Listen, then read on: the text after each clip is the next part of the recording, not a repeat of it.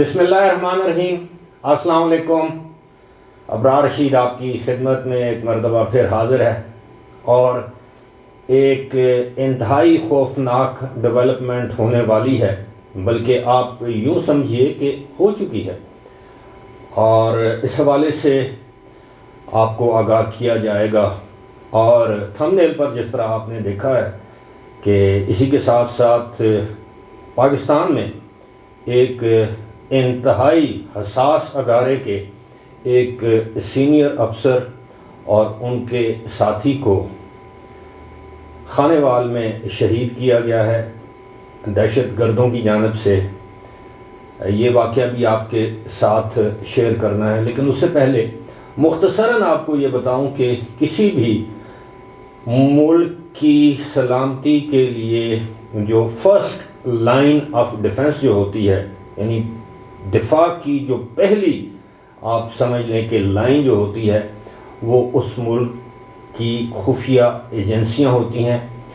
اور خفیہ ایجنسی اسی لیے کہا جاتا ہے کہ وہ عام طور پر عام لوگوں کی نظروں سے، یہاں تک کہ دشمنوں کی نظروں سے بھی اوجھل رہتی ہیں، یا ان کے اہلکار اوجھل رہتے ہیں، اور انہیں اوجھل ہی رہنا چاہیے۔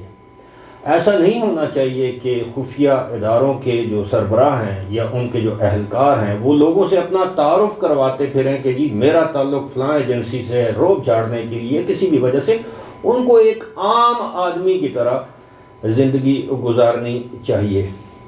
اس پر میں بات کروں گا کہ یہ خوفناک ڈیولپمنٹ کیا ہونے جا رہی ہے یا ہو چکی ہے، لیکن اس سے پہلے یہ جو خانیوال میں ایک خفیہ، اسی طرح ہماری جو ایک انتہائی حساس ایجنسی ہے یا ادارہ ہے، اس کے ایک سینئر آفیسر نوید صادق ان کا نام ہے، اور ان کے ساتھی انسپکٹر کہا جا رہا ہے لیکن ناصر ان کا نام بتایا گیا ہے، وہ دونوں خانیوال میں شہید کر دیے گئے۔ یہ تصاویر آپ کو دکھائی جا رہی ہیں اور دیکھ رہے ہیں کہ ان تصاویر میں دو لاشیں آپ کو سڑک پر پڑی نظر آ رہی ہیں، اور دن دہاڑے یہ قتل کیا گیا نامعلوم دہشت گردوں کی فائرنگ سے۔ دونوں یہ آفیسرز شہید ہو گئے، اور بتایا یہ جاتا ہے کہ یہ کاؤنٹر ٹیررزم ڈپارٹمنٹ پنجاب کے لیے کام کر رہے تھے، یعنی CTD پنجاب کے یہ افسران تھے۔ یہ انتہائی سنگین صورتحال ہے، انتہائی سنگین صورتحال اس لیے کہ عام طور پر کاؤنٹر ٹیررزم ڈپارٹمنٹ میں جو کام کرنے والے جو لوگ ہوتے ہیں، اہلکار ہوتے ہیں، ان کا سوائے پولیس یا اعلیٰ خفیہ اداروں کے لوگوں کے کسی اور کو علم نہیں ہوتا کہ یہ اس ڈپارٹمنٹ میں کام کر رہے ہیں۔ یہ گاڑیاں بھی اس طرح کی استعمال کرتے ہیں جو کہ جن پر پولیس یا CTD نہیں لکھا ہوتا، یہ وردی میں نہیں ہوتے، یہ سول کپڑوں میں ہوتے ہیں، لیکن ایسے لگتا ہے کہ ان کی باقاعدہ ریکی کی گئی، اور ریکی کے بعد جو ہے وہ ان کو نشانہ بنایا گیا۔ بہرحال یہ ایک انتہائی سنگین معاملہ ہے۔ اللہ تعالیٰ پاکستان اور اس کے حالات پر اپنا خصوصی کرم کرے، آمین۔ جو معاملہ ہے خوفناک، جیسے میں نے کہا ہے کہ اب پاکستان کے خفیہ اداروں یا حساس اداروں کے افسران کی جو جنگ ہے وہ برطانیہ یا لندن میں پہنچ چکی ہے۔ جی ہاں، وہ جنگ ایسے وہاں پر پہنچی ہے کہ اب پاکستان کی جو ISI یعنی انٹر سروسز انٹیلیجنس، جو پاکستان کی پریمیئر سب سے زبردست قسم کی خفیہ ایجنسی یا ادارہ ہے، اس کے ایک سینئر آفیسر نے لندن کی ایک عدالت میں، بلکہ ہائی کورٹ میں مقدمہ درج کیا ہے، اور یہ مقدمہ درج کروایا ہے یا کیس کیا ہے اپنے ہی ادارے کے ایک سابق آفیسر جو کہ ریٹائرڈ میجر ہیں، جن کے بارے میں گزشتہ روز بھی ایک ویڈیو میں نے اظہار خیال کیا تھا۔ ان کا نام ہے میجر عادل راجہ، اور اطلاع یہ ہیں کہ وہ جب سے وہاں پر گئے ہیں وہ اپنے ہی ادارے کے افسران کے خلاف ہرزہ سرائی کر رہے ہیں، طرح طرح کے الزامات لگا رہے ہیں، یہاں تک کہ انہوں نے سابق army chief general Qamar Javed Bajwa اور سابق DG ISI general lieutenant general retired Faiz Hameed دونوں کے خلاف ایسے سنگین الزامات لگائے جس میں آپ یہ سمجھ لیں کہ وومنائزنگ کے، یعنی اس وومنائزنگ کو اب میں کیا کہوں، یعنی عورتوں کے حوالے سے الزامات لگائے کہ ان کے تقریباً 4 پاکستانی اداکاراؤں کے ساتھ ناجائز تعلقات تھے، جن کی ویڈیوز بھی بنائی گئیں اور ویڈیوز محفوظ ہیں، اور اس کے بعد ان اداکاراؤں نے اس پر احتجاج کیا۔ ایک اداکارہ نے تو یہاں تک کہا کہ وہ تو برطانیہ کی شہری ہے، وہ اس پر ان کے خلاف مقدمہ کرے گی۔ یہ جو میجر ریٹائرڈ عادل راجہ ہیں، انہوں نے تواتر کے ساتھ ایک سینئر ISI کے ایک سینئر آفیسر کے خلاف یہ الزامات لگائے اور انہوں نے بالآخر لندن کی عدالت سے رجوع کرنے کا فیصلہ کیا۔ یہاں پر میں آپ کو یہ بتاتا چلوں کہ اس مقدمے کا آؤٹ کم، اس کا نتیجہ کچھ بھی نکلے، ظاہر ہے میجر عادل راجہ کے پاس تو کوئی ثبوت نہیں ہے جو انہوں نے الزامات لگائے ہیں، یقیناً ان کو اس کے نتائج بھگتنا پڑیں گے۔ یہ حتیٰ عزت کا دعویٰ ہے، زیادہ سے زیادہ ان پر 1 لاکھ 1.5 لاکھ 2 لاکھ پاؤنڈ جرمانہ ہو جائے گا، پتہ نہیں وہ جرمانہ کہاں سے ادا کریں گے، لیکن کہا یہ جا رہا ہے کہ ان کے پاس ٹھیک ٹھاک سپورٹ حاصل ہے۔ 5-8 ہزار 10 ہزار ڈالر ان کو یوٹیوب سے آمدن ہو جاتی ہے۔ کچھ ایسے ذرائع بھی ہیں، مبینہ ذرائع ہیں، جن کی وجہ سے ان کی آمدن میں اضافہ ہی دیکھنے میں آ رہا ہے۔ اور میں آپ کو یہ بھی بتاتا چلوں کہ حال ہی میں انہوں نے عمران خان کی سابق اہلیہ جمائمہ خان سے بھی ملاقات کر رکھی ہے، اور اس کی تصاویر بھی سوشل میڈیا پر عام ہیں، آپ بھی اپنی سکرین پر دیکھ رہے ہوں گے۔ اور یقیناً ہم یہ سمجھنے میں حق بجانب ہے کہ ان کو جمائمہ گولڈ سمتھ کی سپورٹ بھی حاصل ہے، اور جمائمہ کا جو حلقہ احباب ہے نہ صرف برطانیہ یا لندن بلکہ پوری دنیا میں اس کی بھی سپورٹ ان کو حاصل ہوگی۔ سپورٹ سے مراد یہ بھی ہو سکتا ہے مالی سپورٹ بھی حاصل ہو سکتا ہے ان کے زیادہ سے زیادہ فالورز بڑھائے جا رہے ہوں سوشل میڈیا پر، تاکہ ان کی آمدن بالواسطہ طور پر بڑھتی رہے، تاکہ ان کو کوئی کسی قسم کے مالی مسائل کا سامنا نہ کرنا پڑے۔ یہاں پر میں یہ بھی بتا دوں کہ جب ان کے خلاف یہ مقدمہ فائل کیا گیا لندن کی ہائی کورٹ میں، تو ان کے لیے اب آپ اندازہ کیجئے کہ لندن میں یہ حال ہی میں وہاں پر گئے ہیں اپریل میں، اور ان کو ایک بیرسٹر کی خدمات بھی حاصل ہو چکی ہیں، اور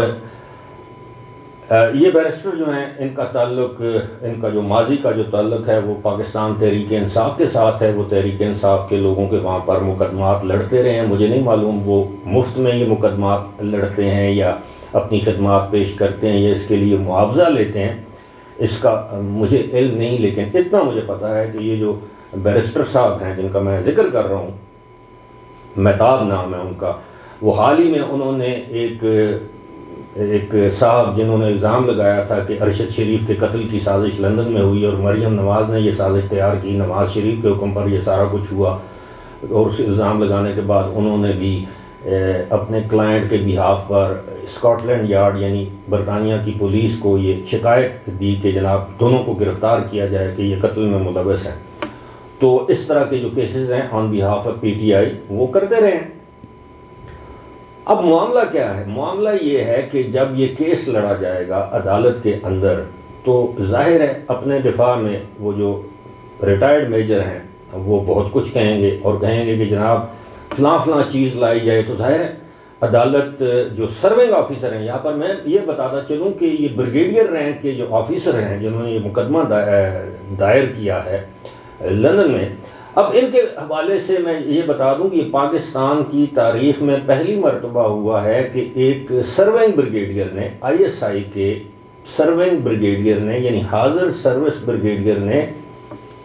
کسی غیر ملکی عدالت میں اس طرح کا انفرادی کیس درج کروایا ہو۔ یقیناً انہوں نے اپنے ادارے سے اس کی اجازت لی ہوگی، بغیر اجازت کے تو وہ کیس درج کروا نہیں سکتے، یہاں تک کہ ایون پاکستان میں بھی اگر وہ کوئی مقدمہ کرنا چاہیں تو وہ بغیر اپنے ادارے کی اجازت کے بغیر ایسا نہیں کر سکتے، لہذا ان کو ادارے نے اجازت دی ہوگی۔ میرا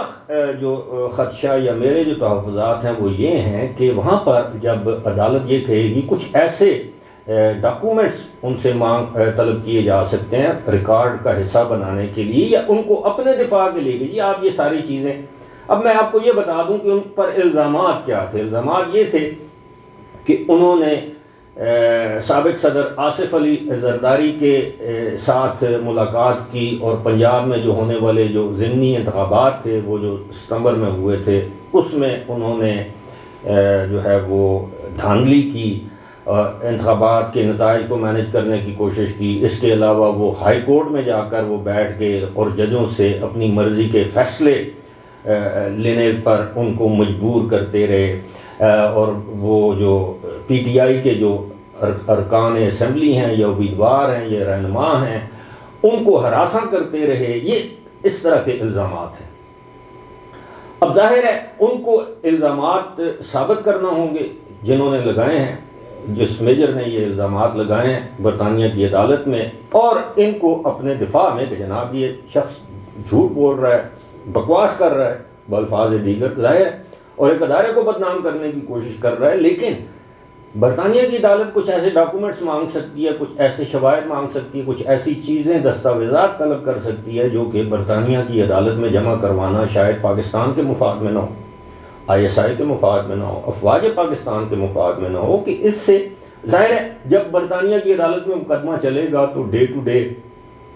ہیرنگ کی وہاں پر رپورٹنگ بھی ہوگی. پاکستان تو ہے نہیں کہ آپ کسی کو منع کر سکیں کہ جناب یہ چیز چھاپنی ہے، یہ نہیں چھاپنی، یہ ٹی وی پر آنی ہے، یہ نہیں آنی. وہاں تو عدلیہ بھی آزاد ہے، صحافت بھی آزاد ہے، صحافی بھی آزاد ہیں، آزادی اظہار رائے ہے. لیکن ایک مخصوص حد تک ایسا بھی تو نہیں کہ آپ وہاں پر بیٹھ کر یوٹیوب کے اوپر آپ جس کی مرضی چاہے پگڑی چال دیں، جس اداکارہ کا نام جس کے مرضی ساتھ جوڑ دیں. بات اداکاراؤں کی ہو رہی تھی تو اب آپ دیکھیں کہ عمران خان نے بھی گزشتہ روز اپنے ایک انٹرویو میں ان اداکاراؤں پر ایک قسم کا الزام ثابت کر دیا ہے کہ دیکھیں جی میرے ساتھ اللہ نے انصاف کیا ہے. وہ لوگ جو مجھ پر الزامات لگاتے تھے، میری آڈیوز جاری کرتے تھے، دیکھیں ان سب کے بھی 4 خواتین کے ساتھ سکینڈل سامنے آ گیا. یعنی انڈائریکٹلی عمران خان یہ مان چکے ہیں کہ واقعی ان 4 اداکاراؤں کے ہمارے ان 2 سابق اعلیٰ ترین فوجی افسران کے ساتھ رہے ہیں. یہ ایک ایسا معاملہ ہے، آپ یقین کیجئے کہ یہ پاکستان کے لیے اور پاکستان کی ساکھ کے لیے، یعنی ہم اپنی جو کچھ بھی ہم کر رہے ہیں وہ بیرون ممالک جا کر ان کے کورس میں جو ہم اپنی جنگیں لڑ رہے ہیں، اور وہ بھی ایک سرونگ آفیسر ورسز ایک former officer of the same institution that is army. یعنی اب بریگیڈیئر نے دعویٰ کر دیا ہے ایک سابق میجر پر، وہ ہارے یا جیتے میرے لیے یہ اتنا امپورٹنٹ نہیں ہے. میرے لیے امپورٹنٹ یہ ہے کہ اس سے پاکستان کی انٹیلیجنس ایجنسی یا انٹیلیجنس ادارے اب دنیا کی نظروں میں آ جائیں گے کہ جناب یہ دیکھیں یہ کیا کام کرتے ہیں، ان پر کیا الزامات لگائے جاتے ہیں. اور الزام لگانے والا بھی کون؟ ایک سابق فوجی. چاہیے تو یہ کہ کسی نہ کسی طریقے سے اس کی پاکستان حوالگی کا وہاں پر بندوبست کیا جائے، جو کہ یقیناً مشکل ہی نہیں ناممکن ہے کہ وہ ظاہر ہے وہ وہاں کے برطانیہ کے ریزیڈنٹ ہیں. سننے میں آیا کہ ان کی اہلیہ وہاں کی شہری ہیں. اور یہ بھی ایک المیہ ہے کہ ہمارے ہاں جو افسر ریٹائر ہوتا ہے پاکستان سے، حلال کا کمایا ہو حرام کا کمایا ہو، جب وہ باہر چلا جاتا ہے پتہ چلتا ہے جناب کہ وہ تو وہاں کا ریزیڈنٹ ہے اور اس کے خلاف آپ کوئی کارروائی نہیں کر سکتے. اور ویسے بھی برطانیہ میں قوانین اتنے مستحکم اور مضبوط اور آزاد ہیں کہ وہ اس طرح کی حوالگی کے کسی بھی مقدمے کو خاطر میں نہیں لاتے. بہرحال ہماری بحیثیت قوم یہ ایک بدقسمتی ضرور ہے. فی الحال مجھے دیجیے اجازت. خدا حافظ.